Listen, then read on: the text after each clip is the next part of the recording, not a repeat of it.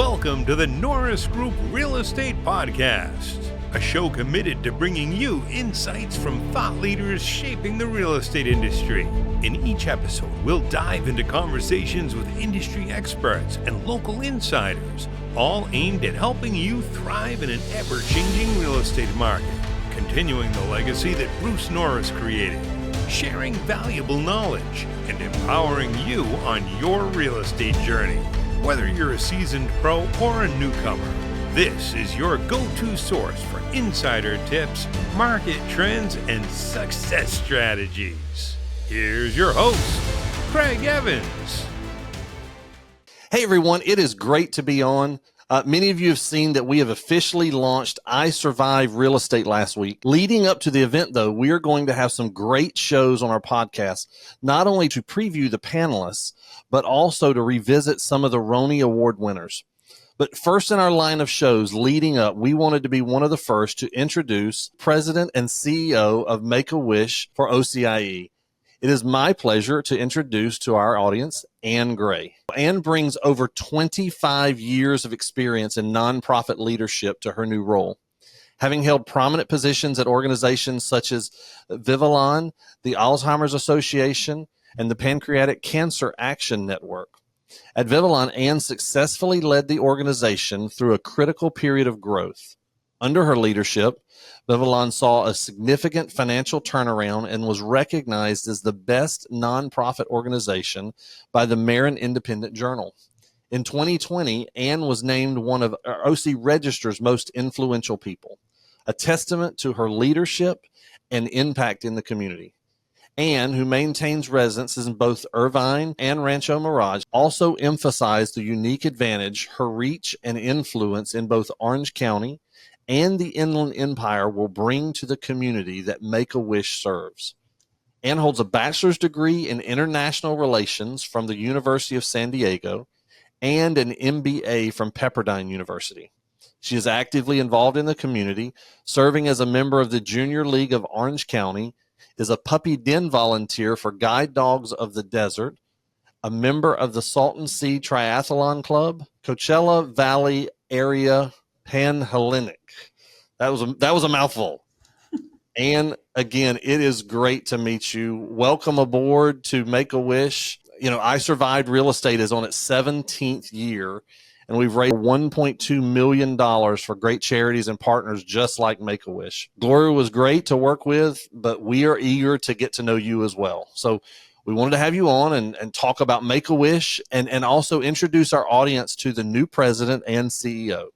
So with that being said, can we dive into who you are? Yes, thank you so much for this invitation. It's such a privilege to be with you, and I just can't wait to dive right in. So I'm awesome, ready to go. Well, tell me, I mean, listen, you're not jumping into an unknown. Everybody knows the brand Make-A-Wish, right? Everybody knows its goal and its vision and what you're trying to achieve. How is that transition going so far?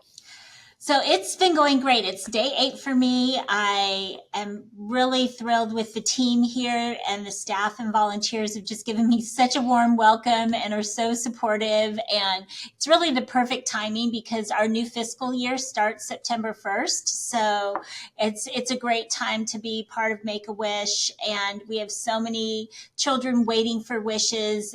All of us come to work every day just rearing and ready to go.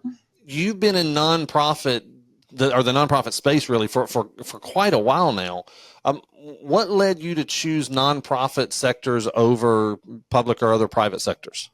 So it started actually when we moved out to California. My mom, Mary Doyle, who's unfortunately no longer with us, she was part of starting a nonprofit in Costa Mesa, California called Share Ourselves with their founder, Jean Forbath. And she took us to everything, all of the outings they did to help the community, the donation center, different visits to make sure that people had a roof over their head, and was just always very involved philanthropically. And as my as I grew up and I got involved in things in college, I was always gravitating toward philanthropy. And so right out of college, I began working in the nonprofit sector. But I really do attribute my mom to really showing us the impact you can make, that no matter how small or how large you do something, it's going to change someone's life. You've been a part of a lot of worthy causes, with everything from Alzheimer's Association to the American Heart Association,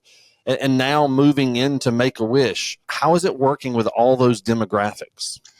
It's really a very similar, actually. There's really a common denominator that, the work that happens in the nonprofit sector really can make a lasting impact. In my early career, I worked a lot in health nonprofit funding for medical research, and that's a very long time horizon and really important work. And being able to see some of the efforts that were ideas, in the early days now, my husband has type 1 diabetes. I worked in the Juvenile Diabetes Research Foundation space for a long time, and seeing him wearing the closed loop insulin pump that we talked about as a vision, is really inspiring. And so some of that long horizon medical research has really come to fruition. So that's really rewarding.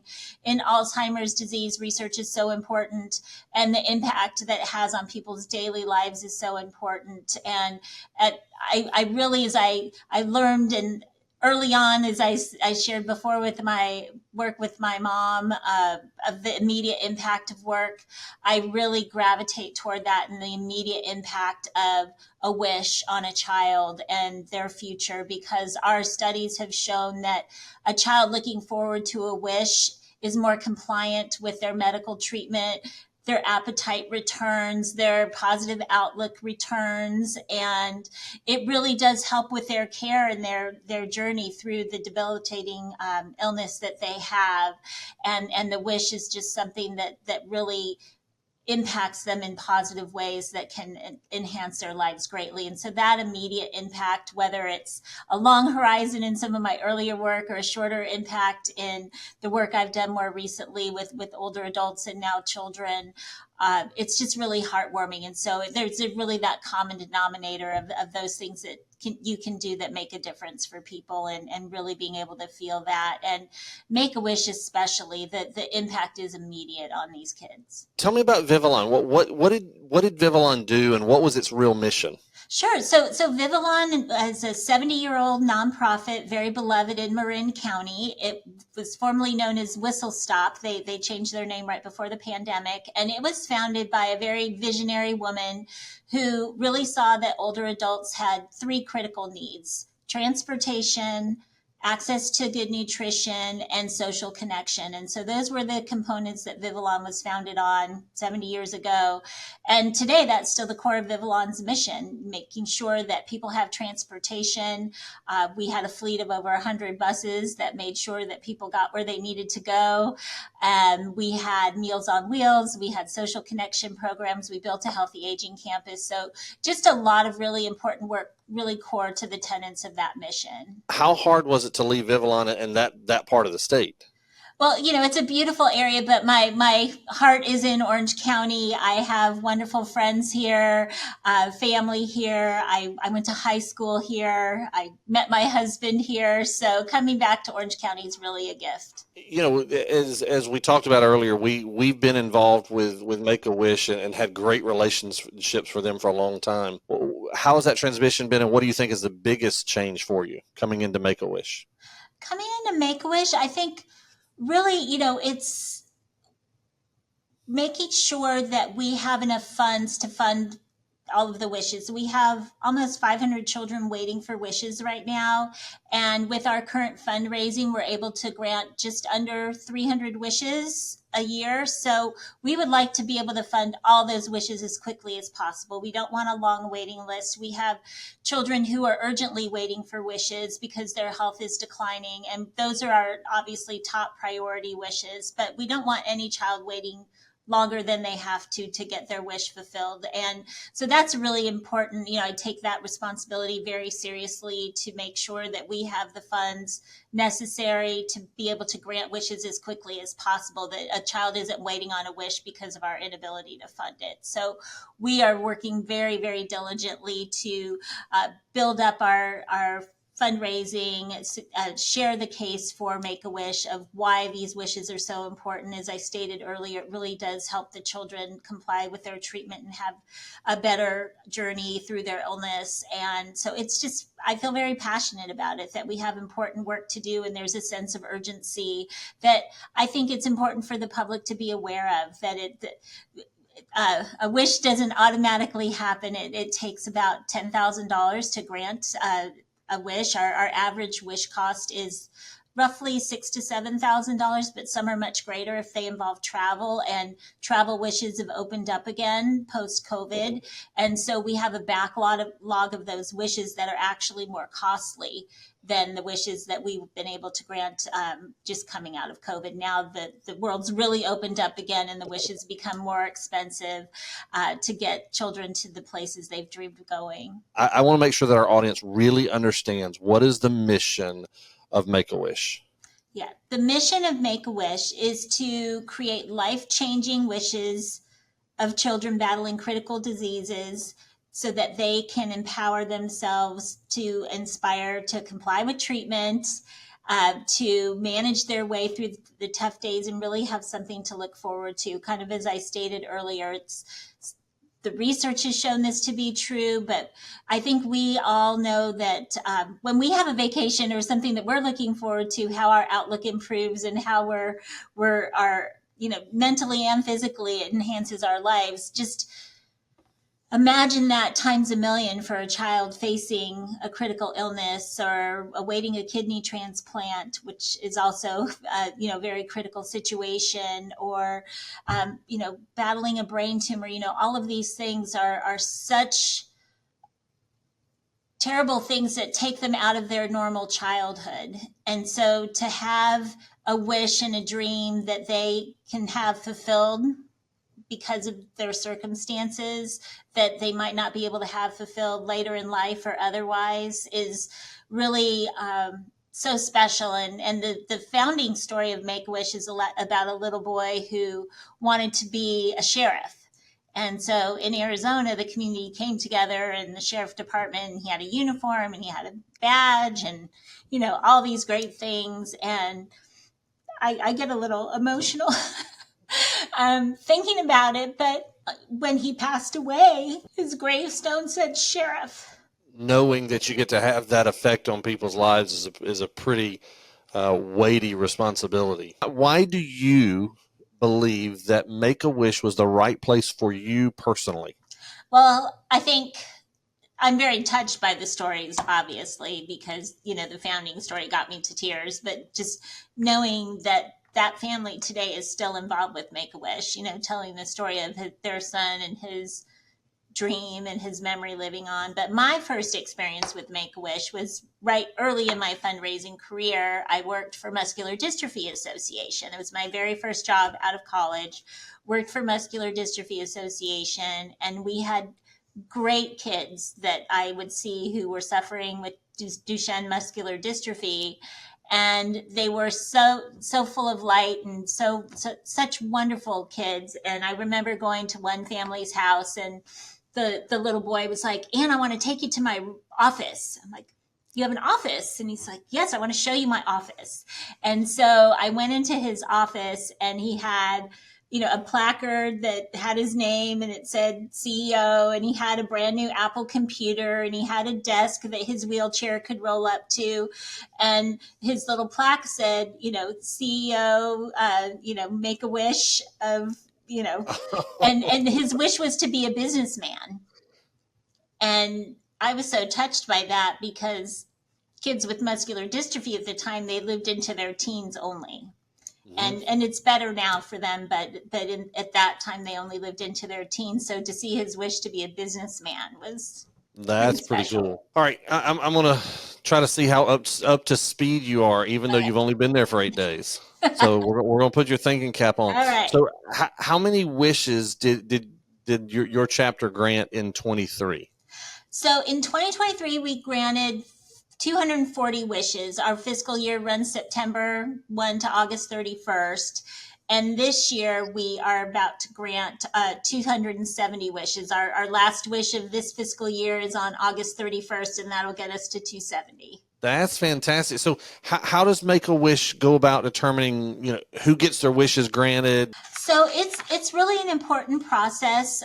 We are really looking at children who have a debilitating, life-threatening illness, and they have to be recommended by a social worker or a doctor or a family member or a close friend that knows a lot about their illness. And then they're vetted to make sure that they're eligible. The child's safety is first and foremost, as far as, can they participate in the wish and that type of thing. So we always try to tailor each wish really to the child's imagination. That's the driving force, but they are qualified. And then depending on the options of wishes that they give us, we choose the wish that's safest for them for their health and safety reasons. And so, it can be anything from a wish to be a superhero, go scuba dive at a coral reef, travel to some place they've dreamed about, have a play structure in their yard, be something for a day. We just had a young girl who became a baker for the day, and it was really, really sweet. And so there's all sorts of wishes. There's 5 types. There's to go somewhere. There's to meet a celebrity or a famous person or somebody they admire.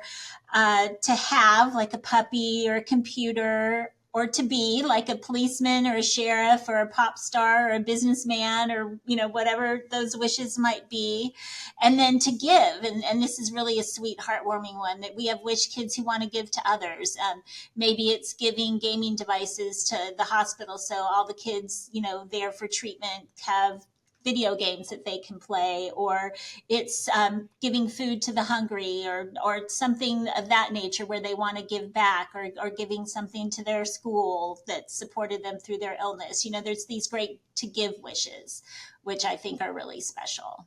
I'm thinking about, if it was me, because I somehow found my way to be mischievous at everything, and to find some way to, So are there types of wishes that are off limits? Because as a kid, I'm thinking, well, I would ask for crazy stuff, right? So what's the off limit stuff? So any sort of weapon is off limits, and anything that would be detrimental to the child's health, and anything that's really beyond the scope of practicality as far as an expense that the family would have to maintain following the wish.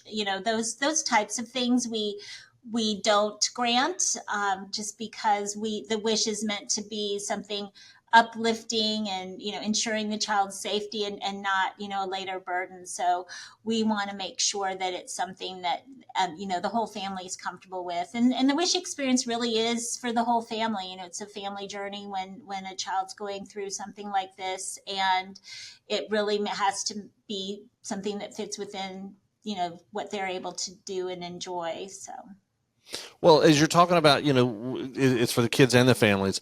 What do you see as the most important impact that Make-A-Wish makes for not only the kids, but also the families?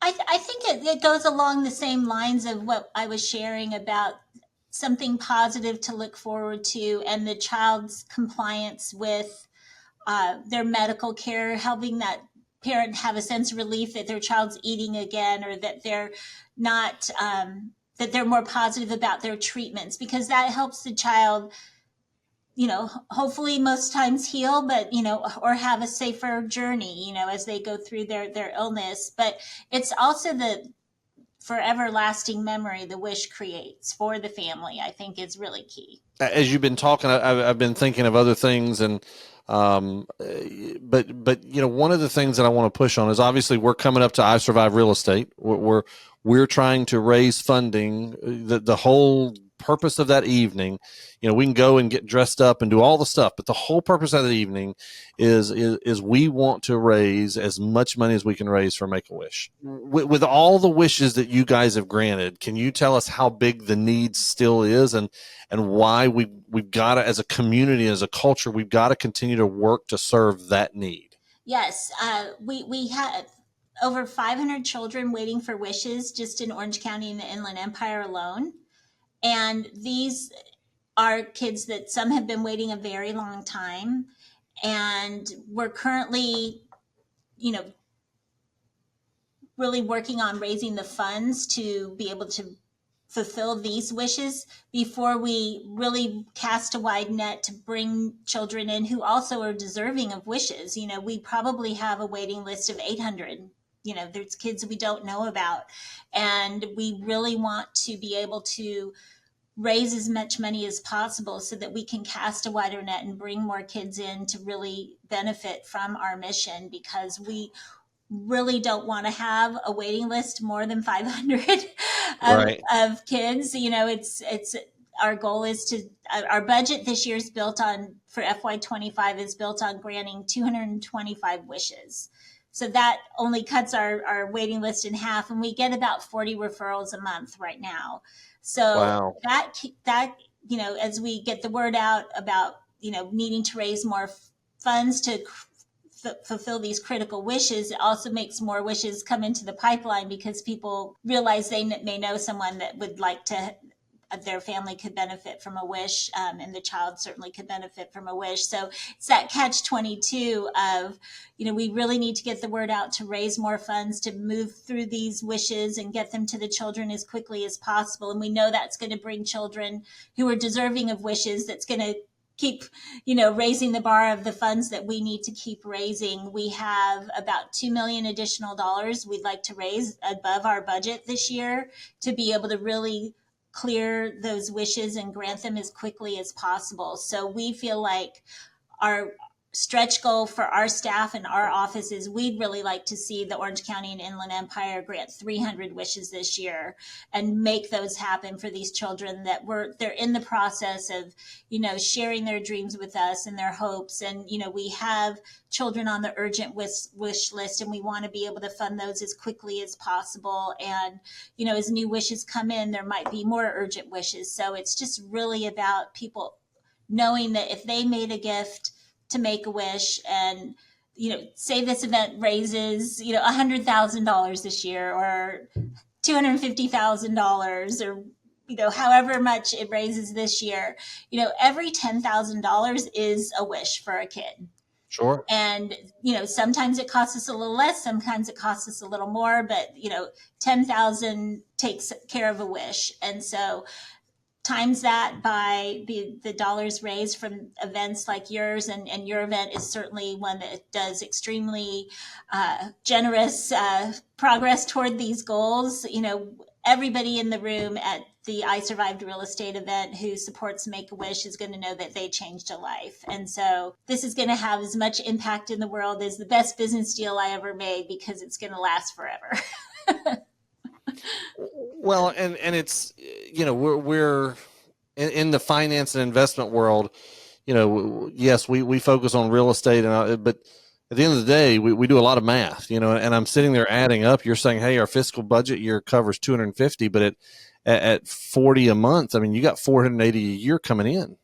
So we're not even keeping pace at a 50% rate, really. That's kind of daunting when you look at it and say, hey, we've got to get the word out to not only the people that are coming to our events and things like that, but other people. Let's get involved and help our community. We can go out and make all the money in the world, but if all we do is store it up in our coffers, what good does that do, right? We've got to leave our world better than what we leave that, or with what we got it. I thought it was really cool to see that there is a Wish alumni community. Tell me about, how often do the kids who get wishes stay involved with Make-A-Wish?